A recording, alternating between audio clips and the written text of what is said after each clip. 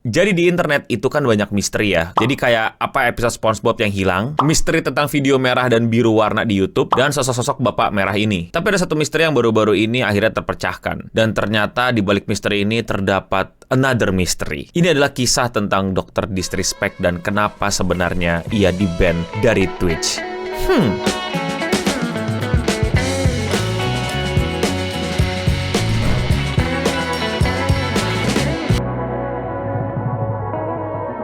Twitch, platform live streaming terbesar di dunia. Kalian nggak tahu, nggak apa-apa, karena emang nggak populer di Indonesia. Dr. Disrespect juga sama, nggak populer di Indonesia. Ya, beberapa dari kalian tahu sih, tapi nggak sepopuler sama konten kreator lokal. Bedalah sama PewDiePie. Jadi Dr. Disrespect ini adalah streamer, dan dia itu juga seorang gamer yang menang kompetisi-kompetisi game. Selain itu, dia juga seorang developer game. Jadi dia dulu kerja di perusahaan-perusahaan bikin game, dan sekarang pun lagi kerja di perusahaan untuk bikin game. Dia ini adalah salah satu streamer besar di Twitch. Bahkan pada eranya, dia itu mendapatkan kontrak eksklusif Twitch. Apa itu kontrak eksklusif Twitch? Jadi gampangnya gini, tempat live streaming kan banyak. Ada Twitch, YouTube, ada Kick, ada TikTok, ada Facebook, dan lain-lain. Dan streamer itu bisa live stream dimanapun mereka mau. Mau besok di Twitch, hari ini di YouTube, kapan-kapan di TikTok, atau banyak juga yang udah multi-stream tuh. Gue liat beberapa streamer udah kayak gitu. Jadi dia nge-streaming sekaligus dari YouTube ke Twitch, dan lain-lain. Tentu saja itu akan membuat salah satu platform jadi nggak spesial gitu kan. Nah, makanya ada kontrak eksklusif yang dimana dibilang, kamu cuma boleh live streaming di Twitch gitu. Kamu nggak boleh di tempat lain live streamingnya. Dan Dr. Disrespect mendapatkan kontrak tersebut. Dan mereka itu dibayar. Nah, kalau kalian kan mungkin dapatnya dari AdSense doang atau dari Saweria dan lain-lain. Ini nggak, dia bener-bener dibayar bahkan per bulannya gitu kalau udah live streaming di Twitch. Gue lihat beberapa platform di Indonesia sempat ngelakuin kayak gitu tapi udah tutup. Dan Facebook juga udah pernah kalau nggak salah ya, tapi kayaknya nggak lanjut lagi. Nah, akhirnya Dr. Disrespect ini menjadi kayak mukanya Twitch gitu. Jadi kayak sosok yang akan selalu disandingkan dengan Twitch. Sampai akhirnya 4 tahun lalu dia di-ban permanen dari Twitch tanpa alasan yang jelas. Dia nggak tahu,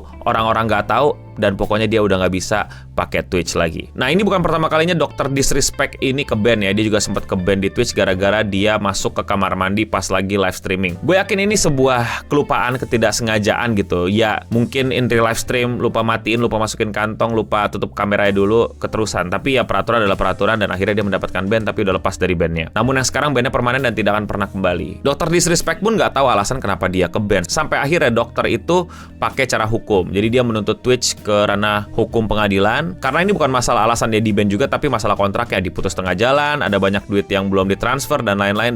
Jadi selain dapat kejelasan, dia juga bisa dapat hak-haknya sebagai orang yang udah memenuhi kontraknya untuk live streaming di Twitch, tapi entah kenapa sekarang nggak dikasih live streaming lagi karena di-ban permanen. Dan tiba-tiba di 2024, di pagi yang cerah gitu ya, yang nggak ada ngomongin Dr. Disrespect, orang baik-baik saja, Dr. Disrespect juga sudah selesai sama Twitch gitu, sudah memenangkan kasus. Bukan memenangkan lah, tapi udah settle, udah jabat tangan gitu sama Twitch. Jadi kayak, ya gue kasih ini, lo kasih ini ya, dan lain-lain, sampai akhirnya di keputusan bahwa ya mereka tidak akan mempermasalahkan ini dan tidak akan membicarakannya ke publik. Salah satu klausannya gitu deh. Teman-teman yang ngerti hukum mungkin bisa koreksi atau bantu tambahan informasi di bawah itu namanya apa dan istilahnya apa gitu. Ya ada kayak gituan, jadi nggak boleh ngomong tentang hal itu, dan udah kelar ya udah gitu, udah nggak diomongin lagi, dan lo bener-bener terikat hukum gitu, nggak boleh ngomongin ini lagi. Sampai akhirnya ada orang nge-tweet ngaku dari ex-employee Twitch bilang, gue tahu alasan si dokter ini di-ban, yaitu karena dia PDF.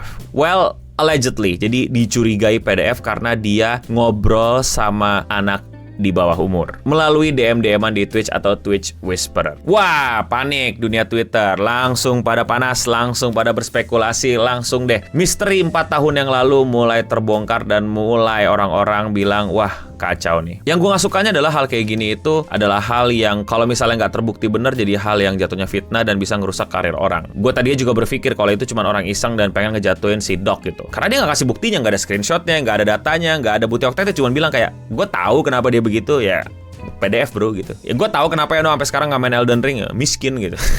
Iya mungkin.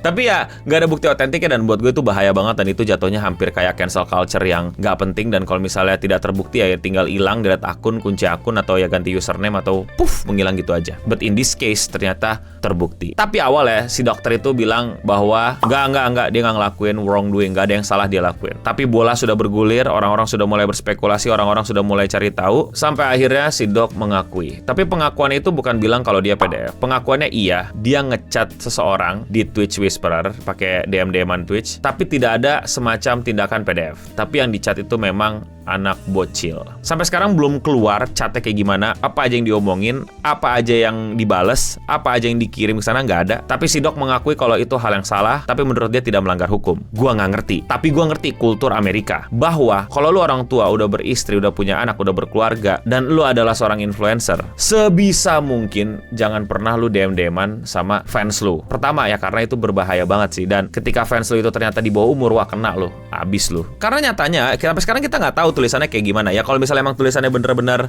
berbahaya ya udahlah PDF lu, nggak usah macam-macam, udah masuk penjara sana. Tapi dia bilang nggak terjadi apa-apa dan bahkan nggak pernah ketemuan gitu. Ya lu ngirim apa gitu? Kok sampai ngebuat lu di ban Twitch gitu? Jadi pertanyaan besar kan sekarang. Dan selama bola ini berputar dan sudah makin membesar bola saljunya, ternyata udah banyak hal-hal buruk menimpa Dr. Disrespect. Selain mendapat kecaman, dia juga mendapat pemutusan kontrak sepihak dari banyak brand, sponsorship, dan lain-lain. Gua nggak ngomong gini untuk terkesan kayak ngebelain Dr. Disrespect, apalagi menormalkan perilakunya. Nggak sama sekali. PDF salah, masuk penjara. Cuman gregetan gue, ngerti nggak sih lu? Karena kita nggak tahu apa yang lu kirim, apa yang lu omongin. Dan nggak kebuka sampai sekarang, belum kelihatan. Setidaknya sampai gue syuting ya, setidaknya sampai diedit videonya belum ada. Tapi dia mengaku salah, tapi tidak melanggar hukum. Makanya dugaan gue, ini kayak semacam permainan kata-kata gitu. Enggak, gue nggak salah kok, nggak ngapa-ngapain kok gitu. Tapi dia di bawah umur, dan kita nggak bisa lihat kan apa yang lu kirim. Dan sekali lagi, kalau misalnya kalian berpikir kayak gue tadi ya, emang isinya apa sih, separah apa sih gitu. Ya makanya dugaan gue, dia tuh pasti ya isinya, ya sexting lah. Sexting tuh apa bahasa Indonesianya? Ya ada bokep-bokepnya lah, tapi nggak yang